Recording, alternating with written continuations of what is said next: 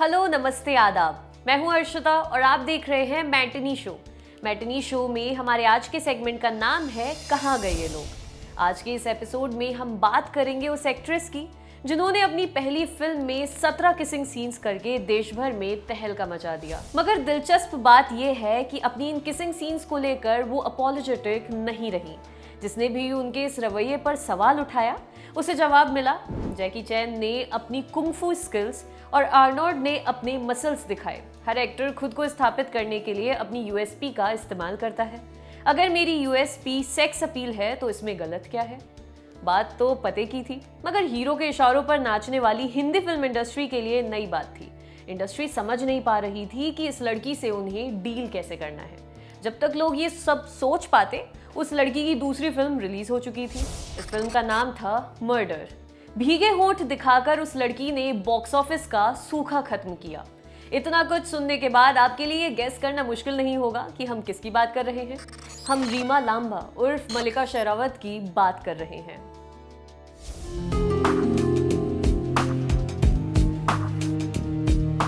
मल्लिका शेरावत का जन्म 24 अक्टूबर 1976 को हरियाणा के रोहतक में हुआ था। पिता मुकेश कुमार लांबा इंजीनियर थे और मां संतोष होममेकर। अपने इंटरव्यूज में मल्लिका बताती हैं कि उनका परिवार काफी कंजर्वेटिव था। बकौल मल्लिका उनके परिवार की महिलाओं को मवेशियों की तरह रखा और ट्रीट किया जाता था। उनके घर पैसा था मगर आज़ादी नहीं। महिलाओं को घूंघट करके रहना पड़ता। घर से बाहर निकलने की परमिशन नहीं होती थी। खैर, मल्लिका की शुरुआती पढ़ाई लिखाई रोहतक के एक स्कूल में हुई। जब वो 8वीं में पहुंची तब उनके पापा दिल्ली शिफ्ट हो गए। मल्लिका की बची हुई स्कूली पढ़ाई डीपीएस मथुरा रोड से पूरी हुई और जब वो 10वीं में पढ़ रही थी तब उन्हें सजने संवरने का शौक लगा। एक दिन मल्लिका लिपस्टिक लगाकर खुद को आईने में निहार रही थी। ये चीज उनकी माँ ने देख ली और खूब पिटाई की। गनीमत ये है कि ये बात उनके पिता तक नहीं पहुंची। पिता ने लड़कों से दूर रहने के लिए उनका दाखिला दिल्ली यूनिवर्सिटी के गर्ल्स कॉलेज मिरांडा हाउस में करवा दिया। मल्लिका यहाँ फिलॉसफी से ग्रेजुएशन कर रही थी। इन्हीं दिनों मल्लिका ने परिवार से चोरी छिपे मॉडलिंग करनी शुरू कर दी। मगर बचपन से ही उनका सपना फिल्मों में जाने का था। जब घर वालों को ये बात बताई तो हंगामा मच गया। पहले तो पापा को ये लगा कि मल्लिका मजाक कर रही हैं, मगर जब बात सीरियस हुई तो बहुत सीरियस हो गई। पापा ने सारे संबंध तोड़ दिए, डिसोन कर दिया।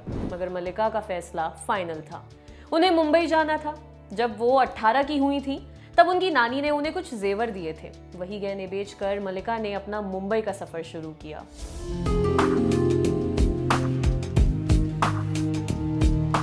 मल्लिका ने दिल्ली से मुंबई आने का फैसला तो ले लिया था, मगर बिना किसी प्लानिंग के। मुंबई में ना उन्हें कोई जानता था और ना ही वो किसी को जानती थी। नानी के दिए गहने बेचकर कुछ दिन गुजारा हुआ। जुहू में एक बेहद छोटा घर मिला जिसमें जैसे तैसे मल्लिका का काम चल रहा था। ऑडिशन के लिए उन्हें एसी बस लेकर जाना पड़ता ताकि मेकअप वगैरह खराब ना हो जाए। इसमें उनके 50 रुपए लग जाते। खर्च कम करने के लिए मल्लिका ने एसी बस से जाना भी छोड़ दिया और इसके बदले वो मुंबई लोकल में आना जाना शुरू करने लगी। बिना फैमिली सपोर्ट के मुंबई जैसे क्रूर शहर में रहना और काम ढूंढना मल्लिका को भारी पड़ रहा था। वो रोज ऑडिशन दे रही थी, रिजेक्ट होकर घर आती थी और खूब रोती थी। मगर बीतते समय के साथ थोड़ा बहुत ही सही मगर काम मिलने लगा। जब मल्लिका को उनकी पहली फिल्म मिली तब उनका इरादा अपना नाम बदलने का बिल्कुल नहीं था। मगर उन दिनों बॉलीवुड में रीमा राइमा नाम की कई हीरोइनें काम कर रही थीं। ऐसे में मल्लिका और उनकी पहली फिल्म के डायरेक्टर गोविंद मेनन को लगा कि रीमा लांबा नाम सुनकर दूसरे लोग और हीरोइनों से इसमें कंफ्यूज हो सकते हैं। इसलिए तय हुआ कि रीमा का नाम बदलकर मल्लिका रख दिया जाए। ये नाम नई नई हीरोइन बनने जा रही रीमा लांबा को भी पसंद आया था। मगर दिक्कत ये थी कि वो अपने पापा का सरनेम इस्तेमाल नहीं कर सकती थी क्योंकि उनके पापा ने मना किया था। इसलिए रीमा ने अपनी माँ का सरनेम अपने नाम के साथ जोड़ लिया और वो बन गई मल्लिका शेरावत।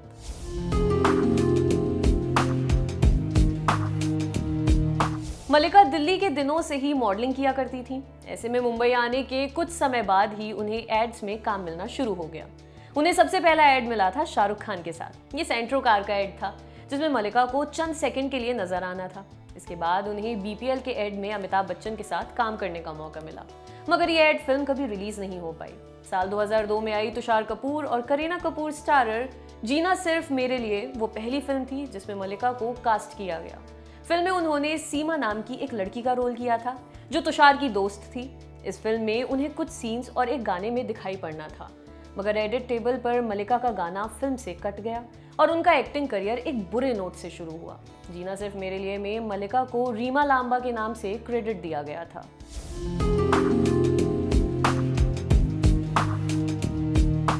मल्लिका के पास जीना सिर्फ मेरे लिए के बुरे एक्सपीरियंस से बाहर निकलने का एक ही रास्ता था, बड़ा रोल।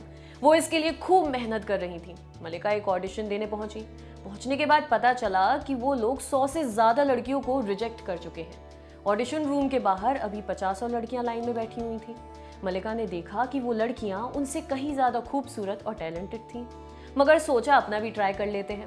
मल्लिका के ऑडिशन से इम्प्रेस होकर उन्हें ख्वाहिश नाम की फिल्म में लीड रोल दे दिया गया।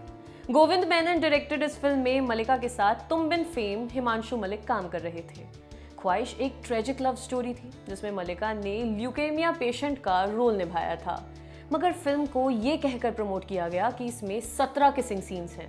रेडिफ से बात करते हुए मल्लिका ने कहा, मुझे इस फिल्म की शूटिंग में बहुत मजा आया। 17 किस तो सिर्फ ऑन स्क्रीन है, टेक्स, रीटेक्स और रिहर्सल्स को मिला ले तो गिनती मुश्किल है। मगर मेरा सवाल ये है कि अगर इस चीज को हीरो एंजॉय कर सकता है तो मैं क्यों नहीं कर सकती। मल्लिका के साथ दिक्कत ये थी कि वह कुछ बेहद जरूरी और मजबूत सवाल पूछ लेती जिसका जवाब किसी के पास नहीं होता था। वो अपने समय की इकलौती एक्ट्रेस थी जिन्हें ऑन स्क्रीन स्किन शो से परहेज नहीं था और ऑफ स्क्रीन उसका गिल्ट नहीं था, क्योंकि वो फिल्म के प्रमोशन में किसिंग या स्किन शो से भागने या शर्मिंदा महसूस करने वालों में से बिल्कुल नहीं थी। वे खुलकर इन मसलों पर बात करती थी। खैर, ख्वाहिश रिलीज हुई और ठीक ठाक चल गई। किसिंग सीन्स के इतर भी मल्लिका के काम की तारीफ हुई।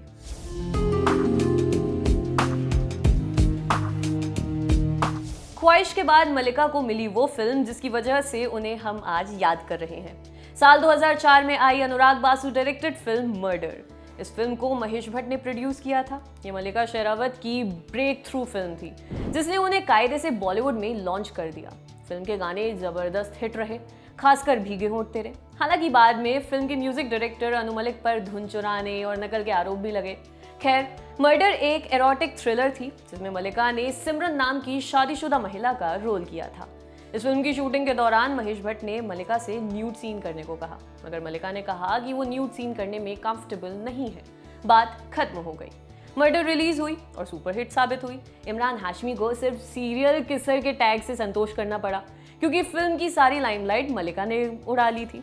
मर्डर की रिलीज के ठीक बाद मल्लिका की पॉपुलैरिटी का अंदाजा इस बात से लगाइए कि उन्होंने एक दिन में 70 से ज्यादा इंटरव्यूज दिए। बावजूद इसके कई फिल्म पत्रकारों को खाली हाथ लौटना पड़ा, क्योंकि मल्लिका थक गई थी। मर्डर की सफलता के बाद महेश भट्ट ने एक बार फिर से मल्लिका को अपनी फिल्म के लिए अप्रोच किया। ये फिल्म थी अनुराग बासु डायरेक्टेड गैंगस्टर, मगर मल्लिका ने इस फिल्म में काम करने से साफ मना कर दिया। कहा जाता है कि ऐसा उन्होंने इसलिए किया क्योंकि महेश भट्ट ने उन्हें मुंह मांगी फीस देने से मना कर दिया था। यहाँ से भट्ट कैंप और मल्लिका के रिश्ते बिगड़ गए और आगे उन्होंने कभी साथ काम नहीं किया। बाद में जब महेश भट्ट के साथ काम न करने के बारे में पूछा गया तो मल्लिका ने कहा, मैं भट्ट साहब का बहुत सम्मान करती हूँ। जब भी मुझे ज़रूरत पड़ी उन्होंने मेरी मदद की। ये मेरी गलती थी कि मर्डर के बाद मैं कुछ ज़्यादा ही ऊंचा उड़ने लगी थी। मेरे कुछ सेक्रेटरीज थे जिन्होंने मुझे काफ़ी इन्फ्लुएंस कर दिया, इसलिए गैंगस्टर ऑफर किए जाने के बावजूद मैंने वो फिल्म पैसे की वजह से नहीं की। इस चीज़ ने भट्ट कैंप के साथ मेरे संबंध खराब कर दिए।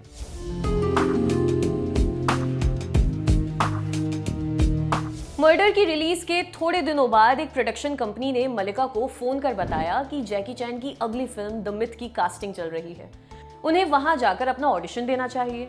मल्लिका तत्काल प्रभाव से एक्शन में आ गई। वो बताए लोकेशन पर पहुंची और उनका ऑडिशन हुआ। ऑडिशन से निकलने के बाद उन्हें पता चला कि इस रोल के लिए करीना कपूर, बिपाशा बासु और अमीषा पटेल समेत कई हिंदी फिल्म हीरोइनों ने ऑडिशन दिया है। फाइनली मल्लिका को वो रोल मिल गया। इस खबर के बाहर आते ही ये अफवाह फैल गई कि जैकी चैन की फिल्म में कोई न्यूड सीन है, जिसकी वजह से वो रोल मल्लिका को मिला। मगर फिल्म द मिथ के डायरेक्टर स्टैनली वॉन्ग ने खुद इस अफवाह को फैक्ट चेक कर दिया। स्टैनली ने टाइम्स ऑफ इंडिया से बात करते हुए बताया कि फिल्म में न्यूड सीन्स तो छोड़िए, एक किसिंग सीन तक नहीं है। स्टैनली ने कहा कि उनकी इस फिल्म में मल्लिका और जैकी चैन के बीच कुछ जेनरिक रोमांटिक सीन्स हैं। द मिथ ने मल्लिका शेरावत को इंडिया से उठाकर इंटरनेशनल लेवल पर पहुंचा दिया। उन्हें प्रतिष्ठित कान फिल्म फेस्टिवल से इनविटेशन तक आया था। साथ ही उन्हें कुछ इंटरनेशनल प्रोजेक्ट्स भी मिलने शुरू हो गए। मल्लिका ने 2010 में हिस, 2011 में पॉलिटिक्स ऑफ लव नाम की हॉलीवुड फिल्मों में भी काम किया था।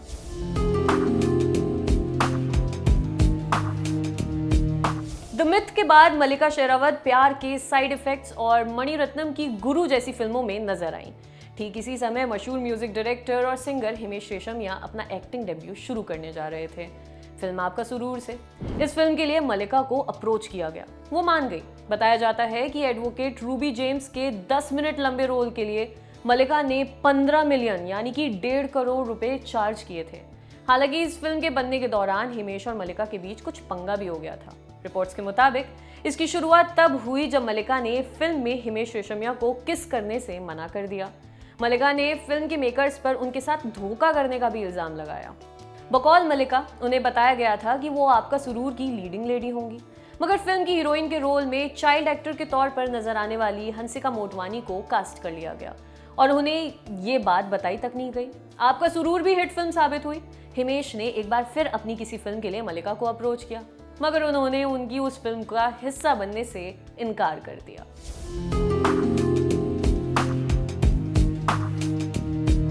मल्लिका शेरावत अपनी पर्सनल लाइफ के बारे में कभी किसी से बात नहीं करती। अल जजीरा के साथ हुए एक इंटरव्यू में जब उनसे उनकी पर्सनल लाइफ के बारे में पूछा गया तो मल्लिका ने कहा कि वो इस बारे में बात नहीं करना चाहती। मगर ये बात बहुत कम लोगों को पता है कि मल्लिका ने फिल्मों में आने से पहले शादी कर ली थी। हालांकि वो शादी अगले कुछ समय में ही टूट गई। अपना कॉलेज खत्म करने के बाद मल्लिका ने एयर होस्टेस के तौर पर काम करना शुरू कर दिया था।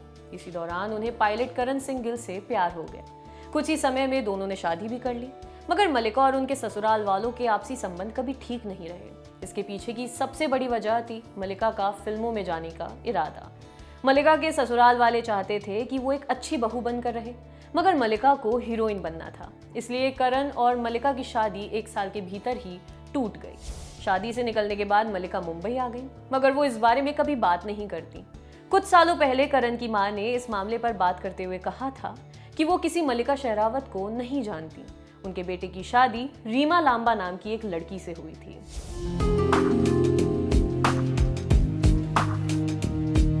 मल्लिका के बारे में हमेशा ये खबर चलती रहती है कि वो हॉलीवुड में काम करने की वजह से लॉस एंजलिस में शिफ्ट हो चुकी हैं।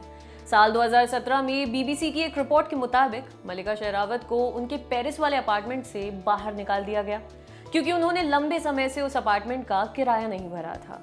मगर इस तरह की खबरों का खंडन करते हुए मल्लिका ने एक ट्वीट किया। इसमें वो लिखती हैं, मीडिया में कुछ लोगों को लगता है कि पेरिस में मेरा एक अपार्टमेंट है।